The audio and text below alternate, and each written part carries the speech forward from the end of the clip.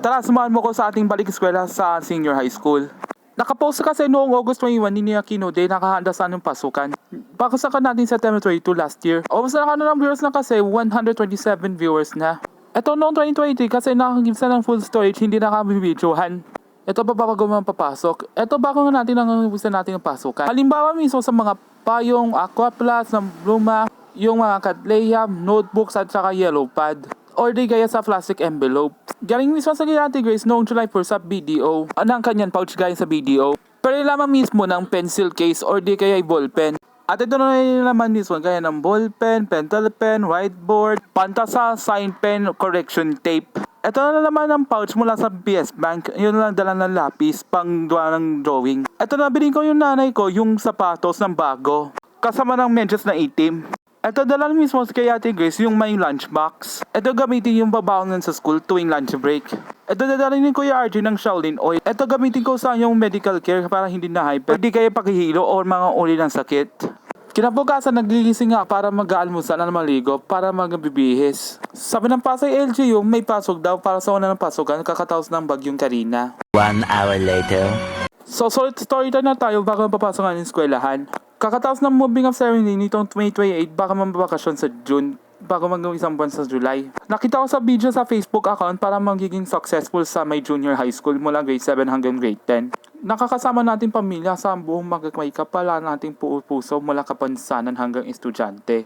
Ilang linggo na lang baka magpapasok sa school, 2 linggo na lang baka mapagsapit ng pasukan. Dito na nakaraan, nakakabigay na muna sa mga SK officials ng school supplies. Ito nabigay muna Barangay 116 SK officials. Tapos na nabigay natin sa mga mismo si Kap Kinong. July 25 para sa gawa ng orientation sa mga magulang sa paaralan baka mapapasok sa school. Originally, July 26, Friday, dahil sa nasalanta ng habagat dala ng bagyong Karina. Nakapansin ako nakabaha dito sa aming bahay sa may Malibay, Pasay City. Hindi habang nyaring dito nakabaha dito kasi may rainfall warning.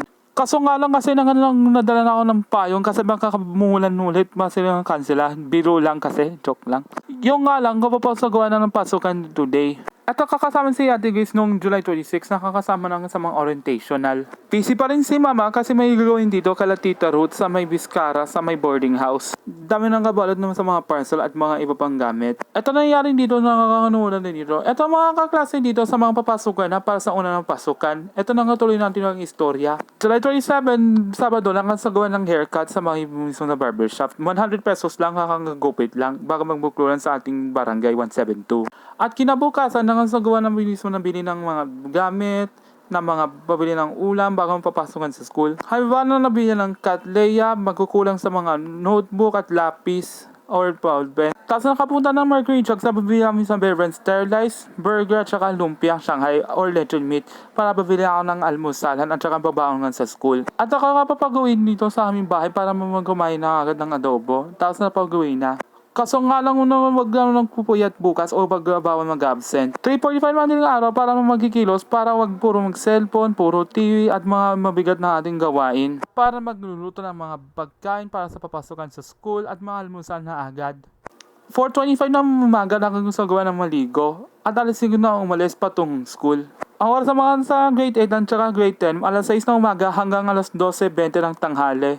Para sa mga grade 7 and grade 9 learners naman, 12:20 ng tanghali at saka 6:20 ng gabi. Para sa mga senior high naman, 6 AM hanggang pagtatapos ng alas 2 ng hapon o alas 3 ng hapon. Ito nangyari sa mga laundering period sa gawa ng mismo sa mga pag-aaral mula senior high. Pwede nang kapauwi mga alas 2 ng hapon or mga alas 3 ng hapon. Nandito na mga kasi.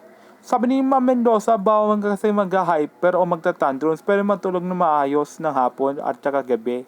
Para sa ating mabuti ng kalugsugan natin para hindi nag-hyperan Baka experience ako ba, hindi nakabuli. Nakagawa ng sa bahay namin sa gawa ng assignments o homework or di kaya aktang aralin para hindi na mangyari sa pagsa-cellphone, pagti-TV at mga mga mabigat ng gawain. Ginadan sila kuya at sige ate pati ang magulang yan dahil sa malaking punishments. Pwede kasi nakatulog mga alas 9 ng gabi para maayos nakatulog para nakapapasukan, para hindi nakapuyat. Tapos na ang kwento, ito na ang gawa ng minsan ng moving of pictures para ang gawa ng Rembrandts. Ito pauwi namin sa bahay. Pagkatapos na naman ng gawa ng picture, magre-recess o magbabalik ako sa may ICT room para mag-aaral ako ulit sa gawa ng orientation class. Para sa mga gawa ng teachers sa pawal hindi nang gamit ng gadgets. Ikalawang recess nila naman para sa gawa mismo ng lunch break. Ito na kami sa Simang Carol, malapit na magre-retiro. Ito nag-lunch na.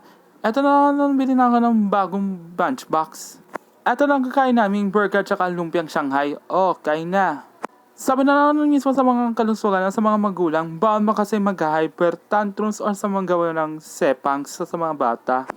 Mag-aanyang mabait lang kasi para hindi na ako nang gawa ng epekto ng kalusugan or health effects. Pati sa mga PWD or mga bata. Ito sa mga uwi namin sa mga grade 8 at grade 10 students para magsipiyan uwi na. Gaya mag-aaral sa atin sa mga misa sa junior high school. Oh, mag-ingat kayo ha, uwi na. Ito mga ikalawang busog namin sa mga pag-aaral mula grade 7 to grade 9. Ang dami mga estudyante dito sa Pasay North. So dahil sa dami ng siksikan para sa mga estudyante para pasukan na. Pati sa mga bagong punong guro na si Grace B. Torres. Ang kanilang bagong punong guro ng Pasay City North High School. Eto na pag-uwi namin sa mga estudyante, ingat kayo sa pag-uwi namin pag-usado ang mga alas 2 ng hapon or di kaya 3 o'clock ng hapon. Tapos lang kita minsan si Michael Charis, kaso nga lang grade 12 na siya. Wow, ang ganda naman. Malapit na ang graduation sa 2025. Kaso nga lang hindi nang kasarado ng Jollibee, sa August 1 ako pabukas. Eto na bilhin ko naman ng merienda. Dito kami sa may McDonald's. Ito na ang order namin ng chicken sandwich. Kasi babalik si Ate Miged mamayang hapon galing sa Bulacan. Ito na pauwi ako mamayang hapon. Ito ang ating merienda namin. Please like and subscribe.